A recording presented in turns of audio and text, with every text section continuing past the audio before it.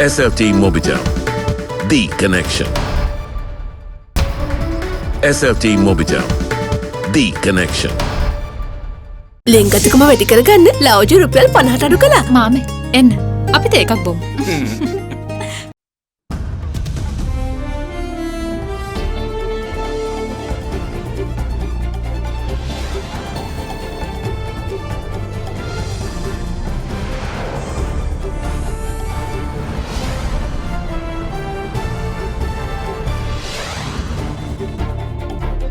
Tonight, burning issue. The UN says it deplores Sri Lanka's mandatory cremation of COVID-19 dead. We too want to share. US ambassador wants Sri Lanka to scale back on Chinese investments. Sri Lanka needs to close some deals with some business partners outside of China. Prepare for the jab.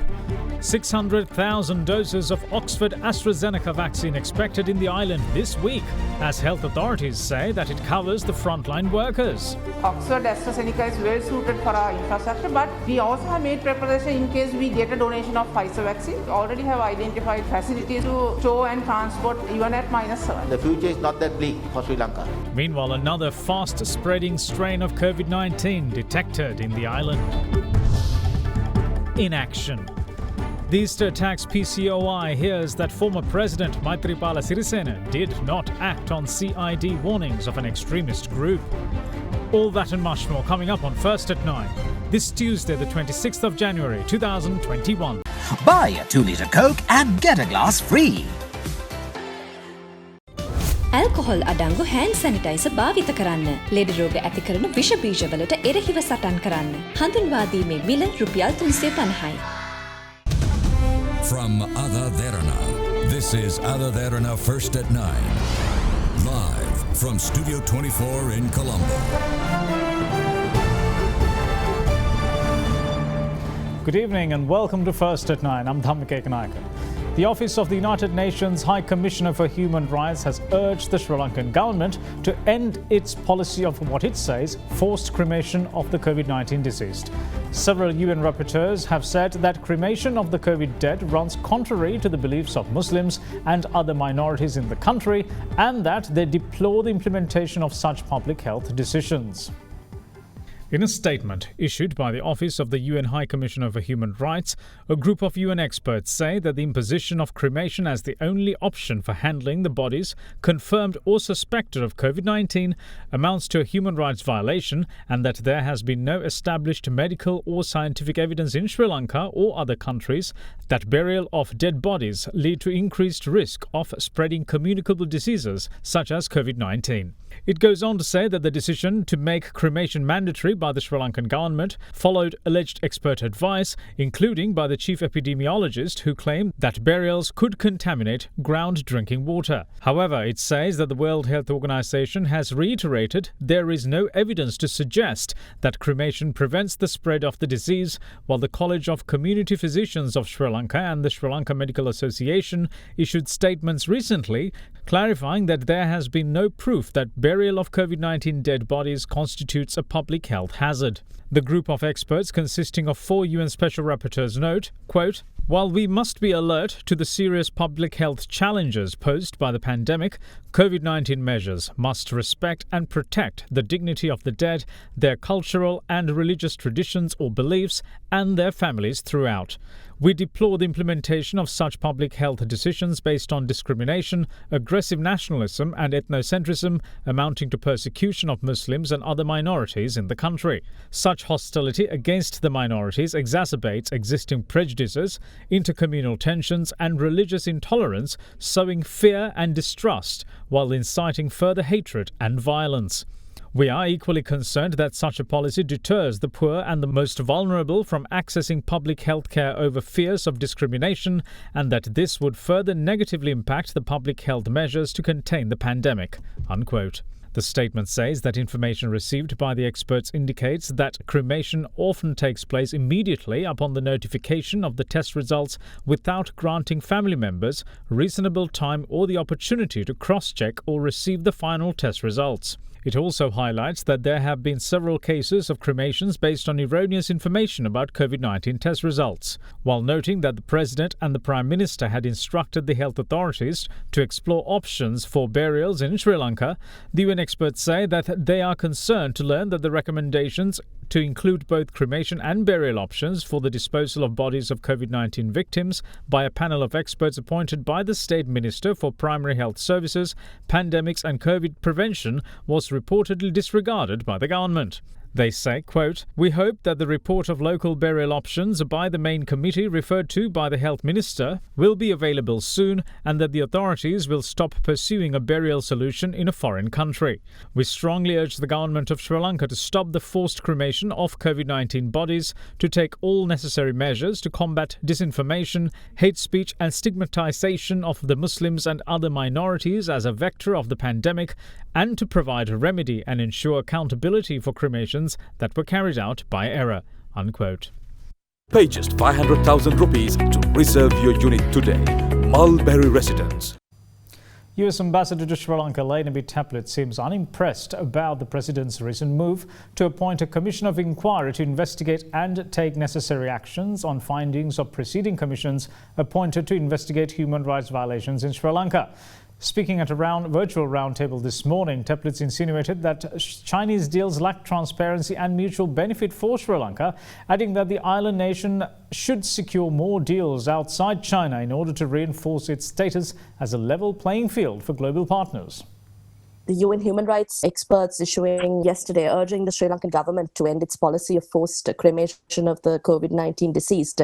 And the statement read that they deplore the implementation of such public health decisions based on discrimination, aggressive nationalism and ethnocentrism amounting to persecution of Muslims. What is the US embassy's stance, the stance of the United States, and what are your views on this? I'm hopeful this is one that can be resolved promptly. You know, at a time of tragedy when thousands of families are facing the loss of a family member due to COVID-19, we have an extra obligation to not add to that tragedy, and that we want to make sure that people of all faiths have the opportunity to see their loved ones off in a way that represents their faith and tradition and culture. I appreciate that governments do have an obligation in this time to ensure public health, but I think the science in this case is quite clear, and you can see this in the statement you referenced from the UN, but also statements from the WHO and others. We've spoken to the Sri Lankan government about this, conveyed our concerns about the mandatory cremation policy and the need to respect the traditions of all communities while accounting for public health. What is the position when it comes to recommendations made by the High Commissioner for Human Rights on possible sanctions and so on? The Human Rights Council is not the only lens through which human rights issues should be reviewed, viewed, or addressed. From the perspective of the United States, we've got many other frameworks for talking about human rights issues. We generally take seriously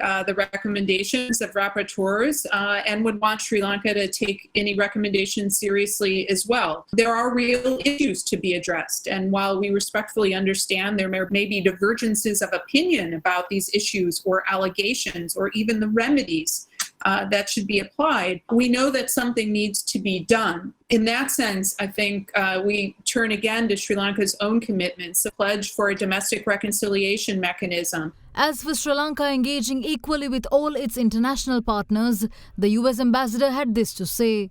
The U.S. believes that partnerships between countries should be open, transparent, and mutually beneficial. That if this is what Sri Lanka's relationship with China embodies, we encourage it. Of course, U.S. businesses would like to compete in Sri Lanka. U.S. already is Sri Lanka's largest export destination. There are opportunities for American businesses to collaborate both on exports and also to look at investments here. Sri Lanka needs to close some deals with some business partners outside of China, and that these are sort of boosts of confidence to other investors, and that in not doing so, it reinforces the idea that this is not a fair and level economic playing field. You asked about whether the problem's systemic or China gets through where others don't. Well, yes, it often looks like that, to be honest. Frankly, Sri Lanka should be balancing its interests and defending its interests as a democracy and a developing economy. It isn't about the US versus China. It's not about even Sri Lanka balancing China. It's about Sri Lanka giving itself as much latitude and leverage as it can so that the people here can receive the development and obtain the prosperity that they're hoping for. US Ambassador Elena B. Teplitz is also of the view that the recently appointed Presidential Commission to inquire, investigate or take necessary actions on findings of preceding commissions appointed to investigate into human rights violations does not represent forward progress on the commitments the Sri Lankan government has made. We welcome the Commission in looking at some of the past recommendations, what's been done, what hasn't been done. But I wouldn't say that a commission on commissions necessarily represents a lot of forward progress against the commitments that the government of Sri Lanka has made. I also want to make clear that support for human rights is absolutely not an effort to bully Sri Lanka or to diminish its sovereignty. It's quite the contrary. The discussion around human rights is meant to support Sri Lanka's fulfillment of these rights, not to punish it for failing to do so. The current priorities of US-Sri Lanka relations was also touched on by the US ambassador. Current priority of U.S.-Sri Lanka relations from the U.S. side is certainly around fostering inclusive economic growth in this very difficult pandemic set of conditions. To do that, of course, we need to address the pandemic, all countries working together to make that possible, and hence our support for vaccine and other efforts. We've already committed almost $6 million to Sri Lanka to help with the public health response. I'm sure we will remain committed to that response here going forward. Recovering economically is really going to be key. Our enduring interests, though, are just as important, and I think that they go hand in glove. And so we want to continue to support Sri Lanka's democratic institutions. And I think importantly, there are issues in this country that are very challenging but need to be addressed from our perspective. Harassment of non-governmental organizations and Sri Lankan citizens who are voicing opposition to the government suddenly finding themselves under arrest, or in some cases, citizens finding themselves really thrown in jail indefinitely with no charges. These are of real concern in a democratic society that relies on a foundation of rule of law. And so it's something that concerns the United States as well. Now, the State Ministry of Primary Healthcare, Epidemics and COVID-19 Disease Control assures that the initial Indian donation of 600,000 doses of Oxford AstraZeneca vaccine will cover the entire front end of key workers, including healthcare sector and the tri-forces. The country is expecting the consignment this week. Addressing a media briefing today, Subject Minister Sudarshini Fernandapillai revealed that though the Oxford AstraZeneca vaccine is better suited for Sri Lanka, preparations are made to handle the Pfizer-BioNTech vaccine in case the island receives a donation.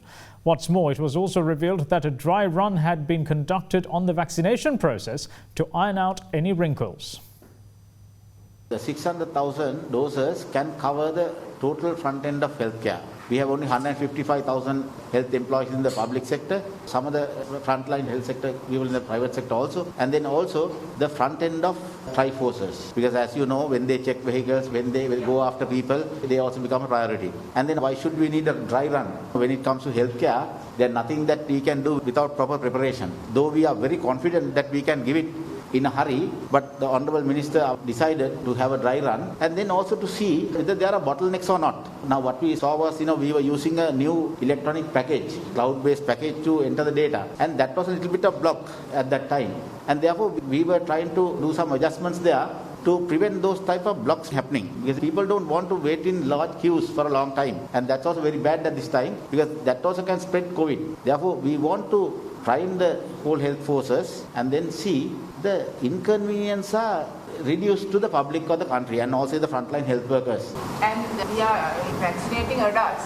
But children, they are already registered in the birth and immunization register, so the information is readily available. But here we want to see the strengths and weaknesses so that we could rectify these on the immunization day. And that's totally a management exercise. Therefore, I think without doing real management of the whole thing, just bringing the vaccine will not vaccinate everybody. Getting down a vaccine is one thing, vaccination is another. And then also getting the benefit of the vaccination to the public is a completely another thing, because we also will have to combine with the behavior changes and all that along with the vaccine. Therefore, I think it's a combination of things that is going to give us success. The rest of the vaccines that will be brought down, is there a time frame for them? Yes. In fact, our state pharmacy corporation is taking steps to bring down 2 million doses of another vaccine. And then also there are so many efforts in the country to produce our own vaccines also. There are many proposals coming on our way, and therefore I think the future is not that bleak for Sri Lanka. In the meantime, State Minister Dr. Fernando Pillai also assures that vaccines best suited to the country will be procured.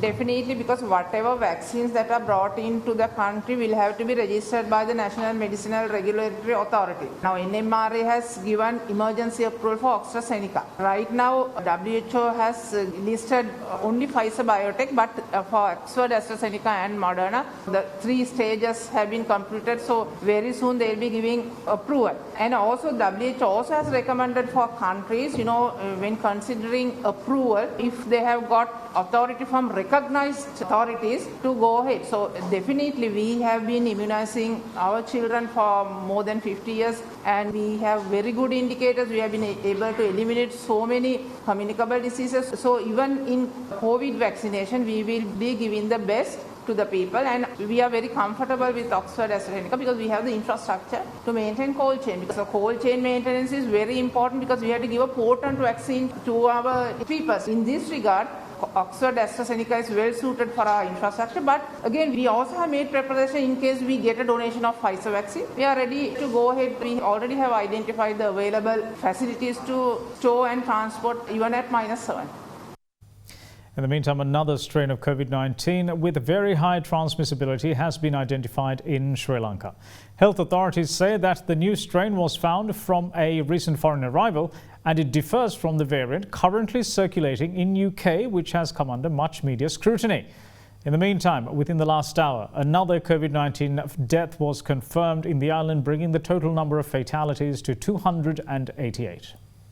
Chief of the National Operations Centre for the Prevention of COVID-19, Army Commander General Shavendra Silva confirmed the detection of 748 fresh cases during the day so far. During the course of yesterday, 737 infections were confirmed from 19 districts in the island, while Colombo, as usual, topped the list with 227 infections. Apart from Colombo, 102 infections were reported from Kalutara, 96 from Gampaha, 68 from Gaul, 59 from Kurunagala, 47 from Kandy, 26 from Kegol and 21 from Matale. In addition, 18 COVID-19 cases were detected from Putlam, 16 from Matara, 15 from Ratnapura, 12 infections each from Norelia and Hambantota, while 7 were detected from Ampara. What's more, 5 infections had been identified yesterday from Anuradhapura and 3 from Polonnaruwa, with the district of Vaunia, Badulla and Batiklo reporting a single infection each. In the meantime, 4 COVID-19 related deaths were also reported yesterday. Among them was a 49-year-old woman from Beruwala whose cause of death was ruled as COVID pneumonia, septicemia and cancer. A 43-year-old woman from Derana also lost her life due to COVID-19, and her cause of death was acute septicemia, COVID pneumonia and multiple organ dysfunction. Meanwhile, a 76-year-old man too succumbed yesterday, with his cause of death being septicemia, COVID pneumonia and multiple organ dysfunction. He was identified as a resident from Varakagoda. Further, a 71-year-old man from Colombo 8 too succumbed due to heart failure with COVID-19 infection. In a separate development, another new variant of the COVID-19 virus has been detected from a foreign arrival. Director of Operations and Clinical Services at Allergy, Immunology and Cell Biology Unit of the University of Sri Jayawardhanapura, Dr. Chandima Jeevandara says that this variant is different from the strain previously identified in Sri Lanka. අලුත් ප්‍රභේදය අපිට වාර්තා වුණේ මේ quarantine centre එකකින් ආපු සැම්පල්ස් වලින් තමයි. කලින් අපි හොයාගත්ත ඒ ලීනියේජ් එක එංගලන්තයේ වාර්තා වෙච්ච එකට 100%ක් සමානයි. ඒකේ තමයි දැන් මේ දවස්වල හැමෝම කතා වෙන ඒ ලීනියේජ් එක. හැබැයි දැන් අපි අද වාර්තා කරන එකට වඩා වෙනස්. හැබැයි ඒකත් එංගලන්තයේ වාර්තා වෙලා තියෙනවා. මේකත් පැතිරීමේ හැකියාව වැඩි. මේ වෛරස් එක මීට කලින් වාර්තා වෙලා තියෙනවා එංගලන්තය, ඩෙන්මාර්කය, ස්විට්සර්ලන්තය, අයිස්ලන්තය, ජර්මනි කියන රටවල වාර්තා වෙලා තියෙනවා. ඉතින් මනින් ව්‍යාප්ත වීමේ හැකියාවක් සහිත වෛරස් ප්‍රභේදයක් විදිහට තමයි වාර්තා වෙලා තියෙන්නේ. ඒක ඇත්තටම මේ ප්‍රභේදයේ වාර්තා වුණේ ලංකාවට විදේශයකින් පැමිණි පුද්ගලයෙක් කරා තමයි. ඉන්ද්‍රකොට විතර ව්‍යාප්ත වෙලා තියෙනවා දැන්. මියුටේෂන් එක වාර්තා වෙලා තියෙන එක කාණ්ඩයක පුද්ගලයෙක් තමයි. Meanwhile, police media spokesperson DIG Ajit Rohana commented on the process of subjecting the drivers and the conductors of buses that transport school children into rapid antigen testing. පසුගිය දින කිහිපය තුළ පොදු ප්‍රවාහන සේවාවල පාසල් බස් රථවල රියදුරන් කොන්දොස්තරවරුන් සහායකින් දහසක් පමණ රැපිඩ් ඇන්ටිජන් පරීක්ෂණ වලට බස්නාහිර පළාත තුළ යොමු කර තිබෙනවා. එයින් 30 දෙනෙක් කොවිඩ් ආසාදිතයින් බවට හඳුනාගෙන තිබෙනවා. මීට අමතරව අනිද්දා දිනයේ සිට බ්‍රහස්පතින්දා සිකුරාදා සෙනසුරාදා සහ ඉරිදා යන දිනයන් වල බස්නාහිර පළාතෙන් පිටතට ගමන් කරන සියලුම වාහන ස්ථාන 11කදී රැපිඩ් ඇන්ටිජන් පරීක්ෂාවට ලක් කිරීමේ මෙහෙයුම ක්‍රියාත්මක කරනු ලබනවා. In more news, parliamentarian Vasantha Yapa Bandara, who tested positive for COVID-19 last Sunday, is currently under self-quarantine at his residence in Peradeniya. However, the Medical Health Office of Yatinuvara said that steps have been taken to transfer the parliamentarian to the COVID-19 treatment centre in Teldeniya. In the meantime, the total number of COVID-19 recoveries in Sri Lanka increased to 51,046, with 709 more patients being discharged from hospitals following complete recovery. With that, the country's active number of cases now stands at 8,588. Cabinet spokesperson Minister Keheli Rambukwala reiterates that the stance of the President as well as the Cabinet over the cremation of COVID-19 deceased remain unchanged. Responding to a question of the UN statement which urged Sri Lanka to end its policy on COVID-19 cremations, the minister insisted that arbitrary decisions cannot be made when public health is at stake, adding that the government's decisions are purely based on recommendations put forth by health authorities. The decisions taken during the meeting of cabinet ministers were announced to the media today.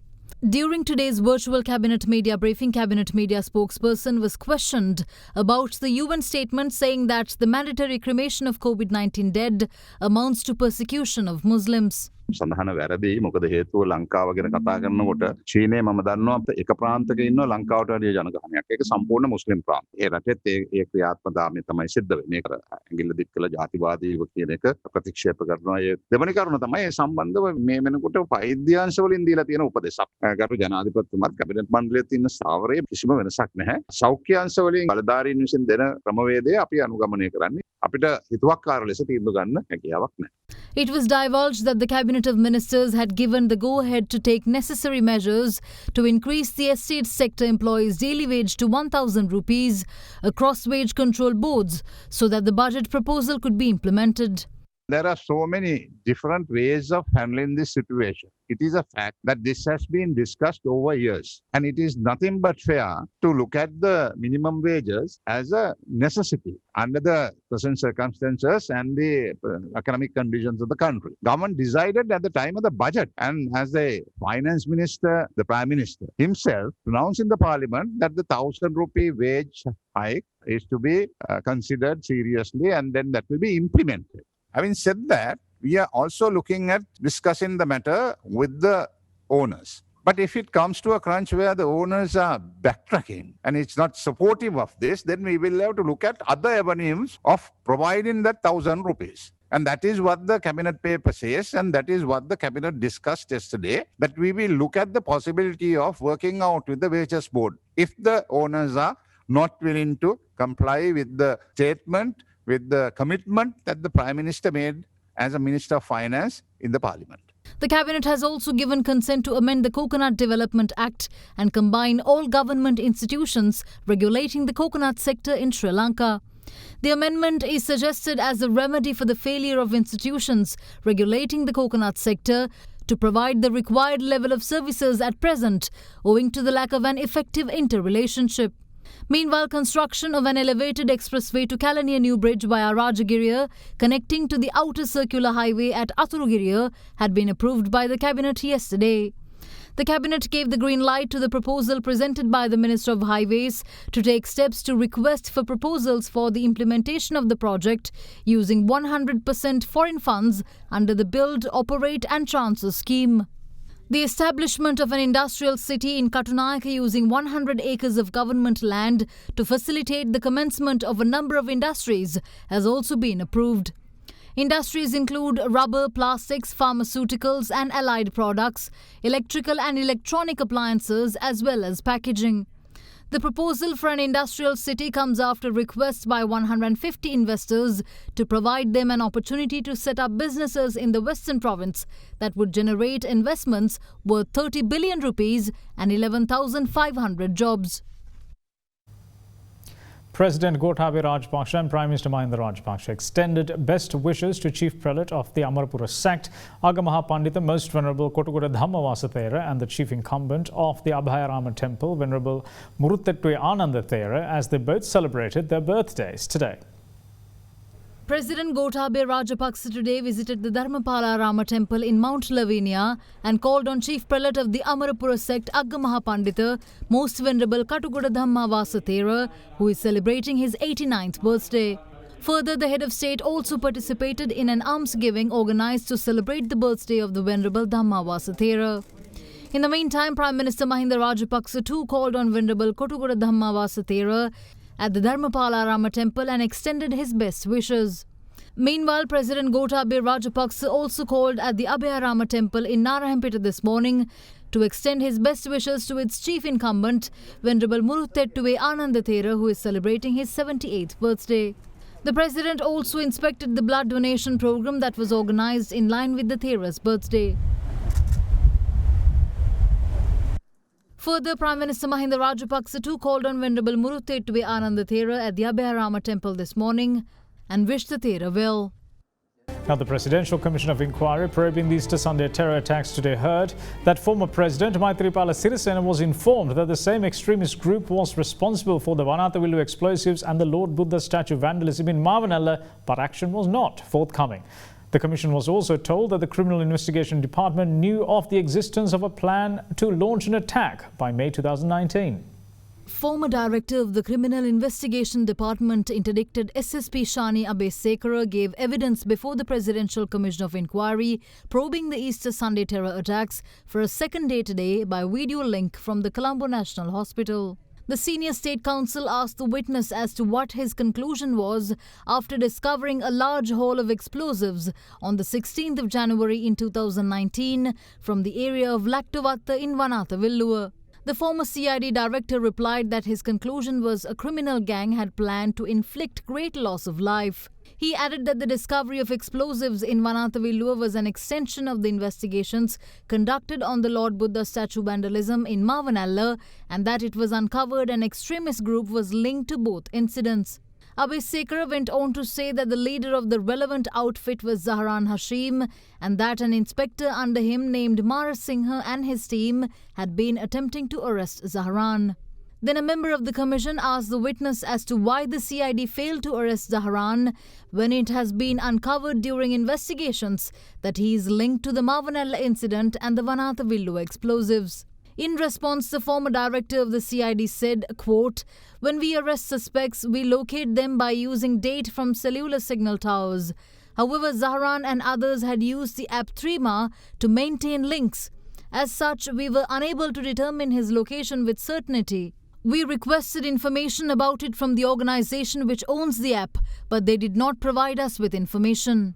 During that time period, I and senior DIG in charge of the CID, Ravi Senaviratna, called on former President Maithripala Sirisena at the Paget Road residence to record a statement. After recording a statement during dinner, we told the President not to take it lightly since the same group is linked to Mavanella and Laktovatta. Further, that they could inflict great damage and asked him to talk about it at the Security Council.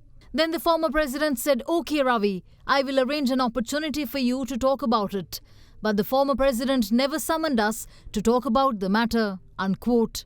A member of the commission then asked the witness whether he mentioned the name of Zahran on that occasion. The former CID director said that he did not mention the name of Zahran, but they clearly mentioned about an extremist group. He added, quote, Would a person who does not care when an organization is mentioned care if an individual's name is mentioned? Zahran is just a name, unquote. The senior state counsel asked Abesekara whether the suspects arrested during investigations on the Vanathavillu explosives reveal a plan to turn the country into a bloodbath in the future. The witness responded, quote, "Can't say bloodbath, but had we not found the explosives from Vanathavillu, they could have turned the country into a bloodbath using those explosives." The investigation also uncovered that there was a plan for an attack by May 2019, unquote. The senior state counsel then asked the witness whether he informed the former president of it. Former CID Director Shania Abesekara replied, quote, "We told the former president that the same group was responsible for the Vanathavillu explosives and Mavanella Lord Buddha statue vandalism. We told him not to take it lightly, but we were not summoned to give more details about it. Had he done so, this too would have been conveyed. A detailed report could also have been provided," unquote.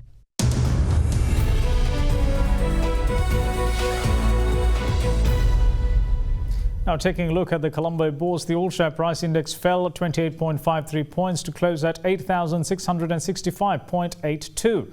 The S&P SL 20 index of more liquid stocks meanwhile gained 3.23 points to close at 3,504.05.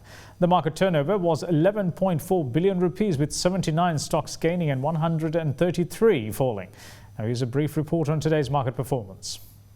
Despite the market down today, market witnessed at more than 10 billion turnover. The market turnovers are mostly contributed from the capital goods sectors, material sectors, and few coming from the banking sectors. Foreign selling side, we are seeing a net foreign outflow for this year, for 2021, and we see the foreigners are still on the selling mode, especially on the banking counters and few other material counters. In the meantime, the Sri Lankan rupee was quoted at 195 against the US dollar today, 1% stronger for the day compared to last session's close of 197. Now let's take a look at how the Sri Lankan rupee fared against other major currencies during the day.